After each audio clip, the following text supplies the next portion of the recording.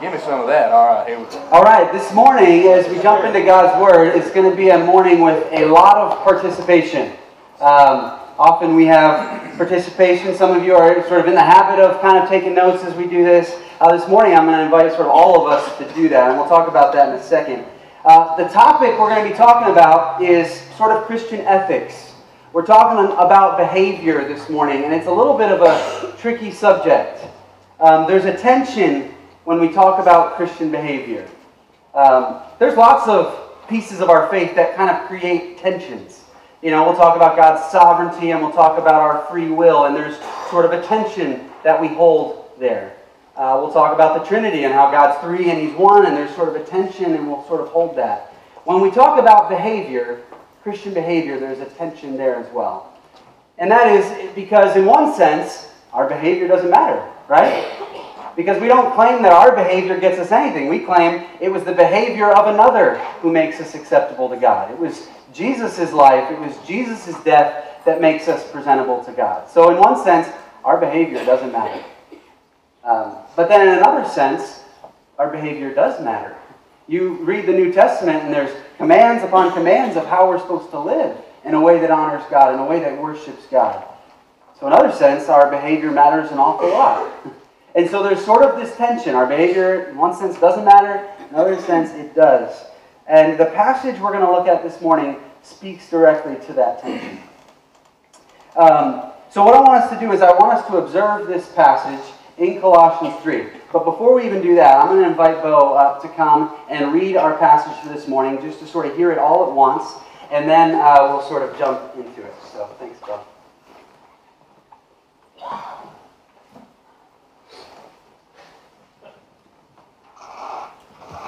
Okay. Morning. Morning. This is Colossians 3, 5 through 17. Put to death, therefore, whatever belongs to your earthly nature, sexual immorality, impurity, lust, evil desires, and greed, which is idolatry. Because of these, the wrath of God is coming. You used to walk in these ways, in the life you once lived, but now you must also rid yourself of all such things as these: anger, rage, malice, slander, and filthy language from your lips. Do not lie to each other, since you have taken off your old self with its practices, and have put on the new self, which is being renewed in the knowledge of the image of its Creator. Here there is no Gentile or Jew, circumcised or uncircumcised, barbarian, Scythian, slave, or free, but Christ is all and is in all. Therefore, as God's chosen people, holy and dearly loved, clothe yourselves with compassion, kindness, humility, gentleness, and patience. Bear with each other, and forgive one another if any of you has a grievance against someone. Forgive as the Lord forgave you.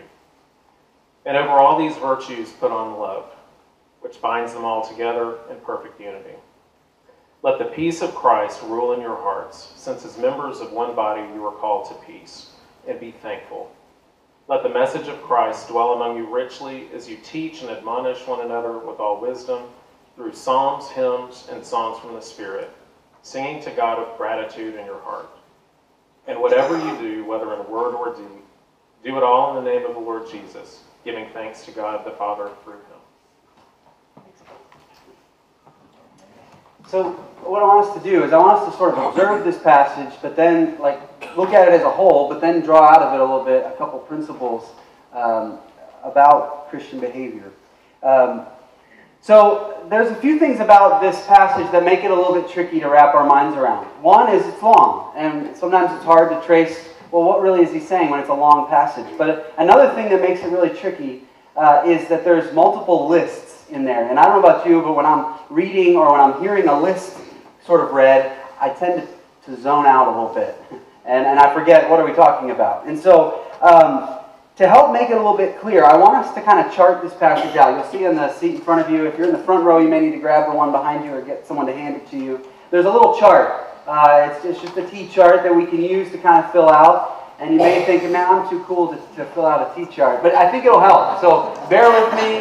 Let's just kind of do this together. As I was studying it, this is sort of where my mind went. And this, I found it really helpful for me. You may not, but let's go through this together and you can determine at the end if it was helpful for you or not. But, you know, he's talking about these two different sides. And so to compare and contrast them, we'll sort of separate things out as we go. All right, so let's go through this again. There should be pens there too if you need one of those. Verse 5, it says, "Put to death, therefore, whatever belongs to your earthly nature, sexual immorality, impurity, lust, evil desires, and greed, which is idolatry." So we're going to deal with the commands in a little bit. But first, we're talking about two different natures here. He says, put to death whatever belongs to your earthly nature. So on the top left, you can just put your earthly nature. And on the top right, it's going to be the opposite. It's going to be our heavenly nature. And as we go through this passage, you'll see he's going to use several different descriptions. So we'll be adding more to that top line as we go. He kind of has 3 or 4 different identifiers for these two categories. But so far, it's this earthly nature and the heavenly nature. And he's going to start by giving us some characteristics. Some characteristics of what that earthly nature looks like. If you just sort of observe it, what do you see? And his first list has 5 things. And so they don't all run together. It might be helpful just to list them. You know, just sort of list them vertically there. He starts with sexual immorality. And in the first 2 lists that show up, the first one in the list is sort of the broader category of which all the rest fall into. So he starts with sexual morality. This is broad. This is the Greek word porneia, where we get our word pornography. But this really refers to any kind of sexual sin. The next on the list is impurity, which is kind of a subset. It's talking about corruption or being polluted in the sexual realm. The third is lust, which speaks to our inner desires. Even before they become physical actions. And I think it's significant that lust makes the list here because there's many in our day who would say, lust doesn't really hurt anybody. Why is it that big of a deal? But Paul puts it in the same list with all of these other sexually sort of deviant behavior. And then the last 2, many think are maybe potentially more general. I think we're still talking in the same realm of this sexual morality. Evil desires, it's easy to see how that could be sexual, and even greed. If you think about what greed is an inappropriate desire for more. And I think this can be applied in the sexual realm as well, always wanting more, sort of greater sexual experiences as well. So if you're trying to figure out, okay, what do all 5 of these have to do with, maybe they can be summed up as sexual wickedness. Paul says, okay, you want to see, what are the characteristics of this earthly nature? Well, one is that there's the sexual wickedness that sort of describes this life. You know, you read through Paul's letters, he addresses sort of sexual sins an awful lot. He addresses them in 1 Corinthians, in 2 Corinthians, in Galatians, in Ephesians, in 1 Thessalonians, in Colossians. And as I was reading, one commentator who was describing this sort of Colossian context, it reminded me a lot of our day.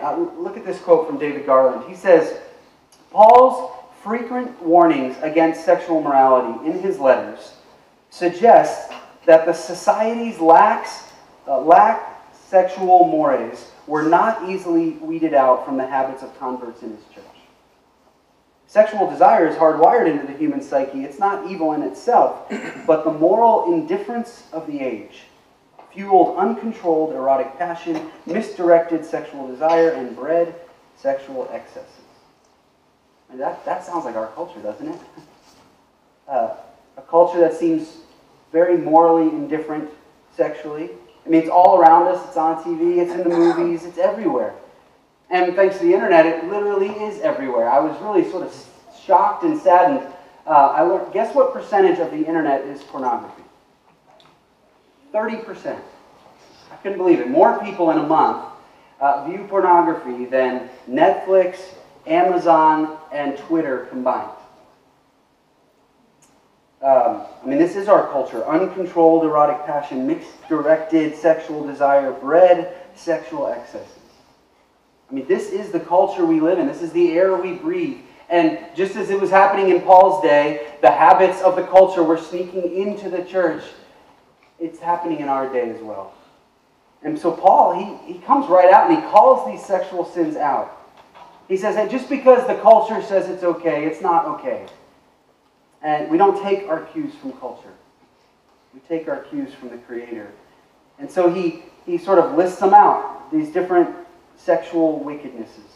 Then he gets to the next list in verses 7 to 9, sort of the next category. He says, you used to walk in these ways, verse 7, in the life you once lived.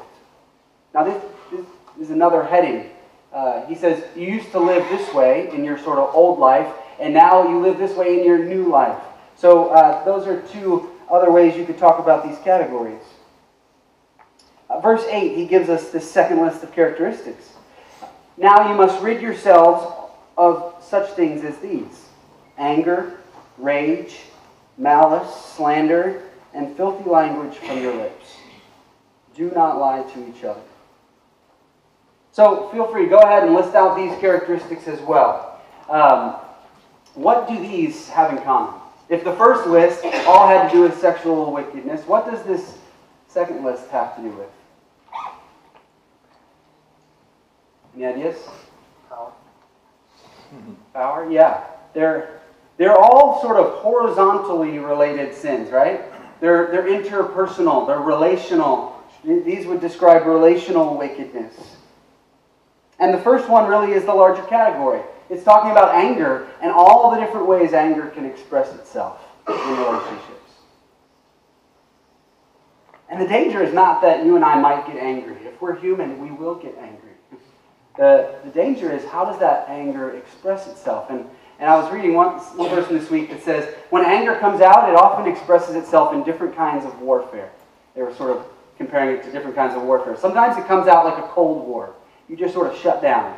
You go completely internal. You shut everybody out. You're like a vault. You're locked down. Sometimes, for some of us, it's not Cold War. No, when we get angry, we sort of wage guerrilla warfare. And we sort of are sniping out everybody, one at a time. We're taking people out. And then for some of us, it's not Cold War, guerrilla warfare. It's more of atomic warfare. It sort of builds up until it explodes in some sort of nuclear explosion and sort of wipes everyone out. How does your anger come out? Which of these? Probably the better question would be to ask the person next to you. How does your anger come out? And which of these? But I won't have you do that. This earthly nature, and it can be described as the sexual wickedness, there's this relational wickedness, and there's kind of one more idea that comes out in this passage. And it's a little bit more implied. It's not as explicit. Verse 11. He says here, there is no Gentile or Jew, circumcised or uncircumcised, barbarian, Scythian, slave or free, but Christ is all and is in all. Now, do you hear the sort of implied area of wickedness he's talking about? He's saying here, now that you're in Christ, there aren't these categories, but before there were. There was this division. There was this sort of group or racial wickedness that used to happen. That used to divide Jew and Gentile. They used to divide slaves and free people. It used to divide circumcised, uncircumcised. So this sort of relational wickedness, this us versus them, that's what describes this earthly nature. If we're left to ourselves, you and I will live lives of favoritism, of prejudice, of segregation, of discrimination. And we see it all around us. So this is what sort of describes the old life, the earthly nature. And if you want to sum it up, the word in verse 5 that stood out to me was the word idolatry. That all of this kind of wickedness, really, it's idolatry to self. We put our desires on the throne rather than on God. And what that does at the identity level is it makes us sort of estranged from God. in our relationship with Him. Verse 6 says, because of these, the wrath of God is coming. If you think about our identity, when we're living in the earthly nature before Christ, we're under wrath. That's our identity. And this is where we all start. This is the old life.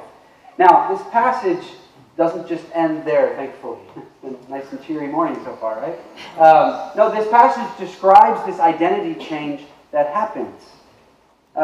Look at verses 9 and 10. It says, do not lie to each other, since you have taken off your old self with its practices, and you have put on the new self, which is being renewed in knowledge in the image of its Creator.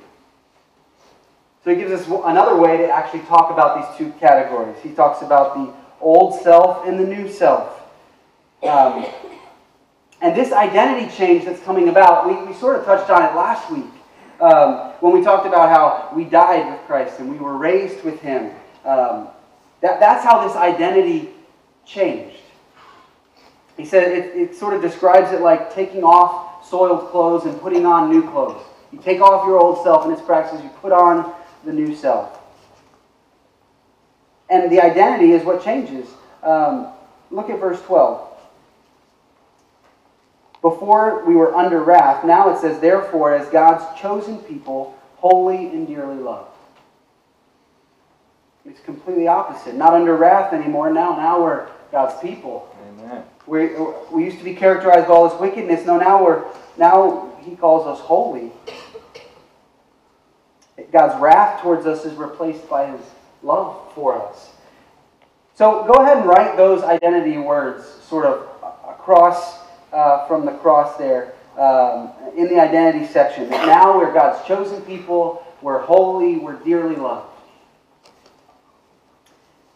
And what he's going to do next is sort of describe what this new life looks like. He's already described what the old life looks like. He's described with that, sort of the identity of that. And then this identity change that happens. Now he's going to almost work backwards and say, here's what that life looks like once you have this new identity in Christ. And I'm going to read verses 12 to 15. Every time you hear sort of a characteristic of this new life, just go ahead and write it down up there under the characteristics. Verse 12. He says, therefore, as God's chosen people, holy and dearly loved, clothe yourselves with compassion, kindness, humility, gentleness, and patience. Bear with each other and forgive one another, if any of you has a grievance against someone. Forgive as the Lord forgave you. And over all these virtues put on love, which binds them together in perfect unity. Let the peace of Christ rule in your hearts, since as members of one body you were called to peace, and be thankful. You've got your list. The next slide has the list. Now, what is that list of traits of this new life? What does that list remind you of? Does it remind you of anything? The fruits of the Spirit? Yeah, it actually reminds me of two things. One, it reminds me of the fruit of the Spirit. When the Spirit moves into our life, He starts working. And the characteristics He brings out, as we know from Galatians 5, is love and joy and peace and patience and goodness and faithfulness, kindness, self-control. A lot of those exact same characteristics. The fruit of the Spirit. But the other thing that it reminded me of when I looked at those characteristics is it looks like the life Jesus lived. You read the Gospels, that's how Jesus lived His life. He was kind. He saw groups of people and He had compassion on them.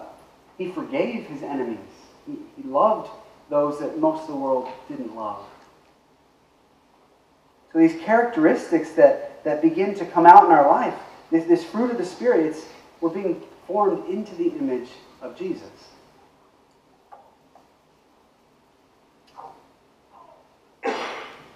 The earthly nature, the old nature, if we had to sum it up, we said it was idolatry to self. This new nature, if you want to just sort of sum it up, it's a life of worship to God. And that's really how this passage ends. It's saying this is a life of worship, and not necessarily singing. Singing's included for sure. But worship is when you live your life to the honor and glory of God. That's what worship is. And listen to how this passage ends. This life that's marked by these characteristics. It says, let the message of Christ dwell among you richly as you teach and admonish one another with all wisdom through psalms, hymns, and songs from the Spirit, singing to God with gratitude in your hearts, and whatever you do, whether in word or deed, do it all in the name of the Lord Jesus, giving thanks to God the Father through him. Saying this life, this new life in Christ, it's marked by this gratitude in our hearts, by this praising on our lips, by our actions that are lived out for his glory. And it's just so striking how completely opposite these two sides are. This old nature and this new nature. When God sits on the throne of our hearts versus when we sit on the throne of our hearts. Now, the only part of this passage that we haven't dealt with yet are the commands. The commands that are in there. Now, how do they fit in there? In Christ, our identities have already crossed over. The moment we placed our faith in Jesus. And we know that that's already happened because he keeps using the past tense. Verse 7, he said, you used to walk in these ways in the life you once lived, but now. In verse 9 and 10, it says, you have taken off your old self with its practices, and you have put on your new self. This is something that's already happened in the past. So what about these commands? The goal of these commands is not to attain this new identity. That's already happened. The goal of these commands that he gives is to encourage us to live in a way that's consistent with the identity we already have. And as we mentioned last week, this identity change happens in an instant. We become God's chosen people, holy and dearly loved. But then there's sort of an ongoing work. And verse 10 speaks to that. Look at the end of 9. He says, you have taken off your old self with its practices, and you've put on your new self. Okay, that's done. That's this identity change that happens like that when we place our faith in Christ. But then listen to how there's an ongoing piece. So you've taken off your old self, you've put on the new self, which is being renewed. It's an ongoing, continual, daily, being renewed in the knowledge and the image of its Creator. You know, it's kind of like the athlete who is dealing with chronic knee pain, you know, from a life of sports. And so for years and years, they've got pain in their knee, and then they all of a sudden have a knee replacement. They have a brand new knee. But because of the habit of favoring the other knee for so long, they still have that habit. Even though they have a new knee. And the rest of their life is learning to sort of undo those habits, this ongoing, continual process of living in the reality of the new knee they already have. And that's exactly what it is in our faith. We have this new nature, but because of habit, because of the influences all around us of the old nature, it's the rest of our life we're spent is sort of undoing those habits and living in accordance with the nature we've already received. So Paul gives commands. There's 3 different commands in this passage. Verse 5, he says, put to death, therefore, whatever belongs to the earthly nature. Verse 8, but now you must also rid yourselves of all such things as these. And then verse 12, on the opposite side of the spectrum, therefore, as God's chosen people, holy and dearly loved, clothe yourselves with those traits. So let's put those commands on the chart. After this identity change, now this ongoing daily process is, okay, there's certain things you're going to be putting to death. You're going to be ridding yourself of. This is ongoing. And there's other things you're going to be clothing yourself with. You're going to be embracing. Every day we have choices that affect our behavior. And they flow out of our identity. So that's the passage. And it didn't really make sense to me until I actually went through that. So I was like, well, let's just all go through that. Put it down on paper. But now I want us just to sort of draw a couple principles from this in the time we have left. And the first one is that morality matters. But it's inside-out morality. And this is so blatant to me as I read this passage. There's no gray. Paul has absolutely no hesitation about saying to a bunch of Christians, it's okay to live this way and it's not okay to live this way. He lists them out. He clearly says what's out of bounds. You know, our day is so filled with relativity and sort of individuality and this idea of tolerance that we hesitate to sort of put lists of what's okay and what's not okay. And, Paul's world was much the same. He lived in a world where, anything goes. Anything goes sexually, anything goes, interpersonally. Racism was just as rampant in his day as it is in ours.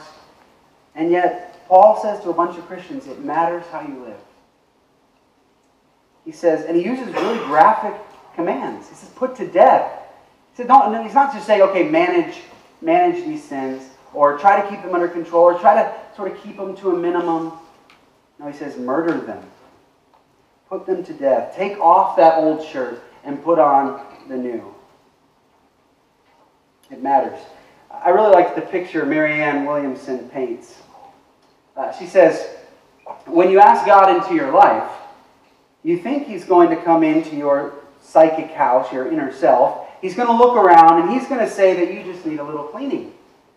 And so you go along for the first 6 months thinking how nice it is that God is there. And then you look out the window one day and you see there's a wrecking ball outside. It turns out that God actually thinks your whole foundation is shot and you're going to have to start over from scratch.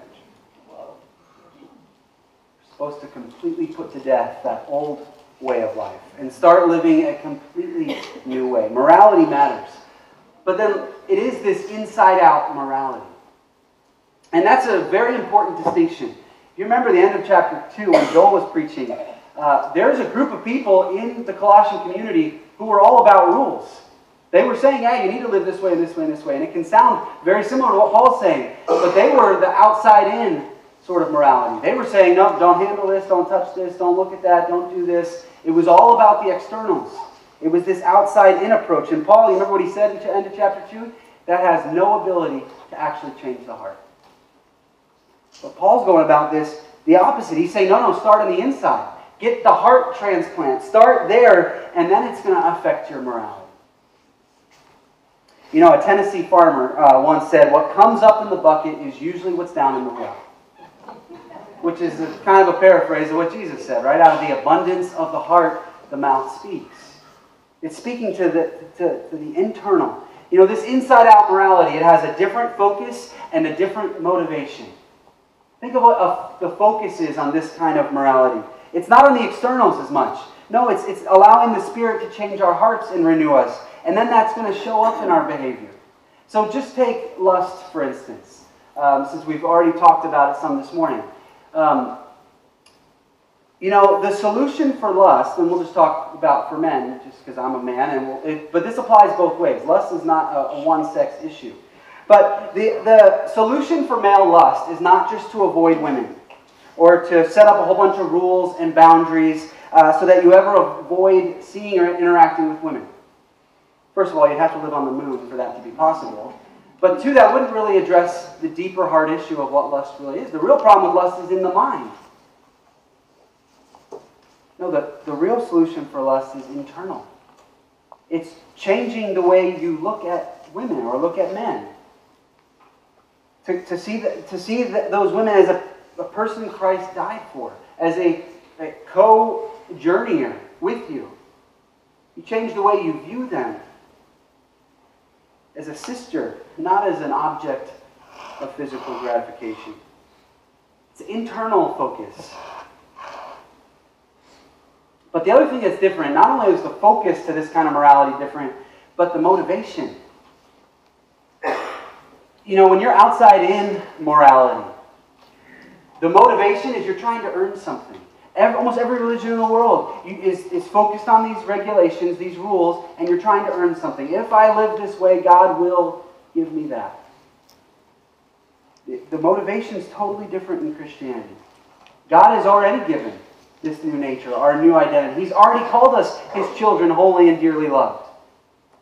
So we're not trying to earn from Him. Now the motivation for behavior for Christians is gratitude. God, you've already done all of this for me. You've already proven your love for me. So yeah, I'm going to live the way you want me to live. Because I know you have what's best for me. You're not trying to hold out on me. You are trying to lead me in the way that's true life. I can trust that you have the best. That's our motivation for behaving in certain ways. The second principle that stood out to me, and this is very related to the first, is that sin always destroys. You read through this chapter, and it becomes pretty clear that Paul has a zero-tolerance policy for sin. And it's very striking because his strong view on sin, it just rubs up against our culture today, which kind of has a real soft view on sin. By and large, we are soft. We ignore it. We sort of tolerate it. We manage it. Or, if we're real honest, sometimes we secretly enjoy it. Augustine, one of the early church fathers, he's famous for praying, God, give me chastity, but not yet. He sort of enjoyed the sins of the licentious lifestyle, and he didn't really want to give it up for years and years. It sort of reveals that we don't think sin is really that big of a deal. Honestly. We're far more tolerant of sin polluting our lives than we are of bacteria polluting our water. If someone came up and handed us a glass of water and said, yeah, there's some bacteria in it, it's just above the acceptable level, but it's not going to hurt you. Most of us wouldn't drink it. And yet we're often way more tolerant just to sort of manage a little bit of the sin in our lives, to not really deal with it. I often view sin like the light that's on the dashboard of my car right now. Like a month or two ago, a light came on that said my tire's low of air. And it's like, I'll get to that sometime. It doesn't really matter. I've been driving on it for 2 months. I can still get by. I think that's often how we look at sin, where I think Paul would say, the sin in your life is like a doctor telling you have cancer. And it's destroying you. And it will destroy you if it's left undealt with. It will eventually kill you. Sin is a killer. I don't know how many of you are familiar with the documentary Blackfish. It was a little bit controversial when it first came out. It investigates the death of a professional SeaWorld trainer. Her name was Dawn, and she was one of the senior trainers. She was a trainer of the trainers. She would perform in front of thousands of people, but she really wasn't the star of the show. The star of the show was this killer whale, who she had spent hundreds of hours training. Well, in 2010, during one of the performances, something went wrong. And there was some sort of miscommunication with this killer whale, and this killer whale grabbed her and drug her to the bottom of the tank where she drowned. For all those years, she had spent training that whale to behave, to perform. She was still dealing with a killer. And I think that's often how sin draws us in. It lulls us into apathy. We tend to think we can manage it. We can sort of treat it as our pet. We can bring it out when we want to. We can control it. The reality is sin is a killer. It always destroys. And the real problem with having sort of too soft a view of sin is it means we have too soft a view of the cross and what Jesus did for us. Listen, if sin is not really that bad, if our situation is not really that dire, well then all Jesus really came to do is be an example for us, to show us sort of how to give a good life. It's almost as if Jesus is standing on the outside of this tank, watching us struggling with the killer whale and saying, come on, you can do it. You can do it, come on. But that's not what Jesus did. That's not the gospel. Jesus doesn't stand on the side of the tank cheering us on. Jesus jumped into the water, distracted the killer whale, put himself in the mouth of the killer whale as it went down to the bottom of the tank so we could be free. That's what Jesus did. He, at the cost of his own life, we got freedom. We got restoration. We got this new identity. And that's how serious sin is. It's a destroyer.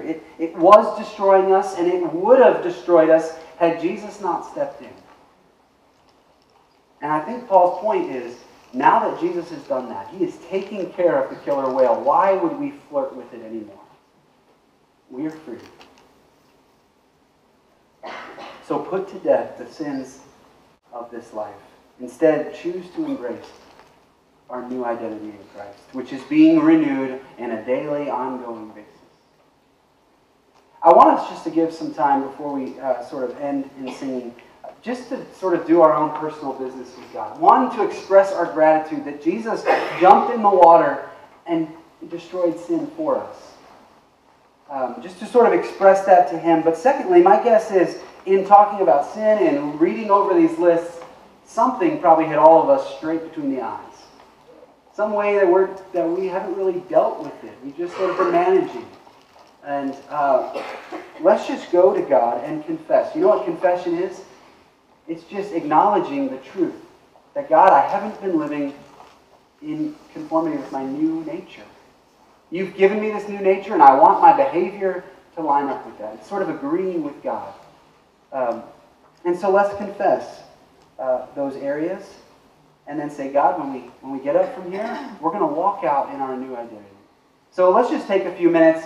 Colby will sort of play in the background while we do, and then I'll close with some prayer. Let's pray.